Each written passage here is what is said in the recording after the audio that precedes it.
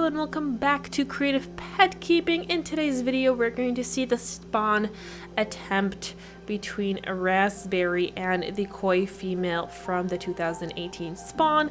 Here I introduced him into the tank after letting him acclimate for a little bit because the temperature of the spawn tank is a bit higher than the tank that I keep my male bettas in.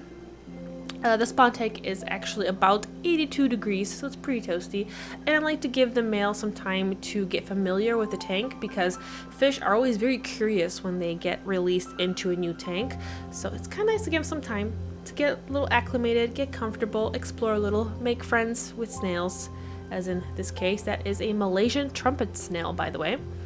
So I did introduce the female in a breeding container so they could flare at each other and the male can continue to build his nest while the female gets comfortable, but I forgot to film this part. I do have that in previous videos.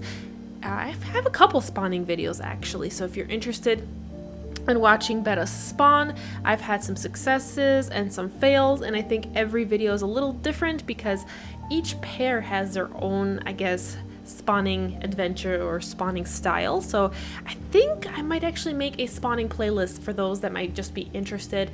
It's kind of cool to watch these natural behaviors and learn from the fish. So here is yet another angle. Take a look at the bubble nest. Some of the bubbles, they combine into one super bubble, and I do have some bubble wrap on top that just prevents the leaf from falling and gives the nest some extra support, and I have an Indian almond leaf on top. One thing that you're going to notice with a new pair is the spawning process is a lot of trial and error. Sometimes you will get a pair that will kind of figure things out right away.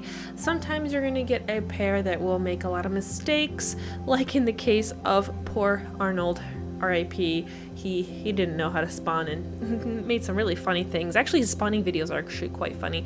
In terms of Raspberry, even though he is a mature male, so he is 2 years old, and he's spawning with a younger female, it took him a while to figure things out as well, and they spent a lot of time circling each other. I sped up this footage for the sake of kind of letting you guys see it, but this was the first attempt. As you can see, it wasn't that great. The female released the eggs, and she kind of has this thing where she kind of really quickly plops down. It looks a little faster with the footage sped up, but she does spend a lot of time going to the bottom, and then she goes into that catatonic state after spawning where, you know, she'll freeze for a little bit. She's not injured. She's not hurt or dead. She's okay. They kind of freeze up a little bit because they do get kind of flipped upside down during spawning, and that kind of disorients them a little bit. The cool thing about this particular female, because she is a cellophane, and cellophane refers to lack of color, so she has some reds and some blacks, but the whitish color, they're spawning. I was going to tell you about the cellophane, but finally they had one successful wrap, and that resulted in the release of a lot of eggs. But back to the cellophane. Because she does have one layer that doesn't have any pigment and is considered cellophane, you can actually see the eggs inside her. So in certain shots, try to look for that. You can actually see the area where she has her ovaries and where she keeps her eggs, which is kind of cool. So in this case here, she's taken a while to kind of snap out of her catatonic state, and then she's back to wrapping and, well, trying to wrap and spawn some more. And here you can kind of look for those eggs, and that is that lighter area right behind that darker area, which would be her stomach and intestines and bladder.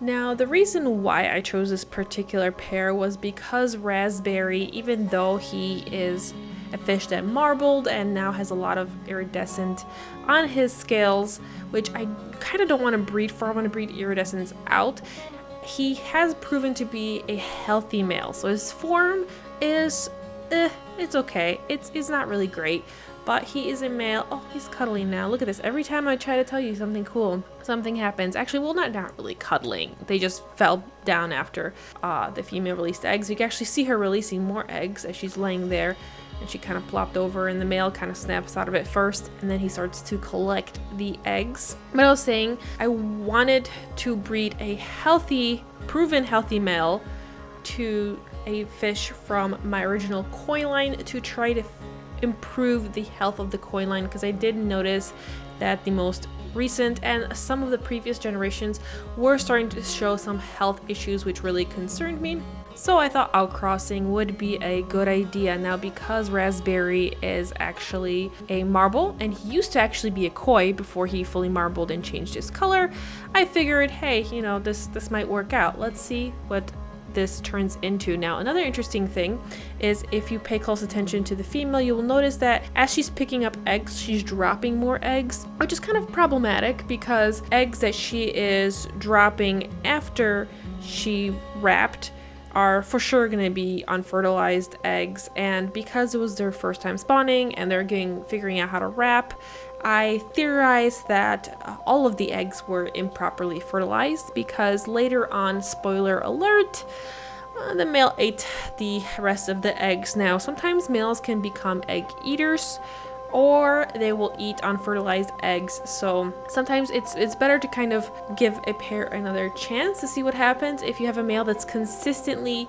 eating all the eggs all the time, that means he's probably an egg eater, and in that case you can artificially hatch your eggs with the help of methylene blue, which will help prevent any fungus that might spread and go after the eggs. If the male naturally would take care of his nest, he would be eating any eggs that were unfertilized or had any fungus growing on them, and he would fan the rest of the eggs to ensure that there is good water flow. So that's how he would take care of the eggs. When you artificially hatch, you have to kind of compensate. Some people, especially cichlid breeders, will use egg tumblers, which kind of rotate the eggs and make sure that they all have really good airflow.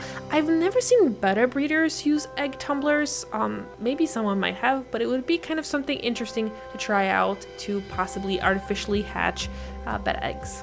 What's interesting is that this entire spawning process took about 5 hours, so that was a lot of strenuous activity for fish for 5 hours, and this is also why I sped up a lot of footage so we can observe a lot of these different behaviors, and the video, it's not going to take forever. So in this case, it's kind of interesting. The male was multitasking, so he would take gulps of air and add bubbles to his bubble nest while trying to wrap the female. And then here I got more shots of the female catching some eggs. So the footage that I put together is a little random here and there because I was filming on both my phone and my DSLR and kind of stitched together the footage, so also the color is not matching. But it was kind of cool to observe the different behaviors, even if this spawn was not viable. One of the very interesting things that is kind of a problem that I came across when I was trying to condition the fully cellophane female, which I originally wanted to spawn to Raspberry, was that she spent a lot of the time in the divided tank with the different males. So even though she was in her divided compartment, she was exposed to a lot of the male hormones that were given off. And a lot of people say, well, if you keep a female in the same tank with a male, even though they're divided, she's just going to keep getting really eggy and she's going to get egg bound. But actually the opposite happened. The problem that I had with Elsa was that after a while she just stopped producing eggs. I think she just became really exposed to the male hormones and realized that she's not spawning and just stopped producing eggs, which is problematic now that I want her to produce eggs, which is why I ended up going with this younger female who hasn't been in the divided tank for very long at all. So she's still producing a lot of eggs and it's pretty easy to get her to become eggy. The common practice for breeders would be to jar both your males and the females and card them and then let them flare before spawning for a couple minutes every day, and that's usually the conditioning process that seems to work. But I try to experiment with a lot of things. My first ever spawn, I actually conditioned the pair by putting them together in a tank with a divider and letting them be together for 2 weeks while being fed a lot, and that worked really well. So this just goes to show that there's a lot of different ways you can do this. If you're a beginner, I would say the easiest thing to do would be to kind of follow the basic guidelines that a lot of breeders have written out already, because it's a lot easier to just follow what was already tried and tested by other people. And then as you kind of gain some experience, you can experiment and try some things out and see what will work for you. So I hope that you enjoyed this video and observed some interesting behaviors, maybe learned something, or just kind of enjoyed watching bettas do betta things. I really enjoy watching fish perform their natural behaviors in captivity as well as in the wild, and it's very fun every time to see this process. Even though I've already seen betta spawn a couple times, this never gets old, and I hope that you enjoy this as much as I do. And if you do, be sure to leave a comment, subscribe, and give this video a thumbs up.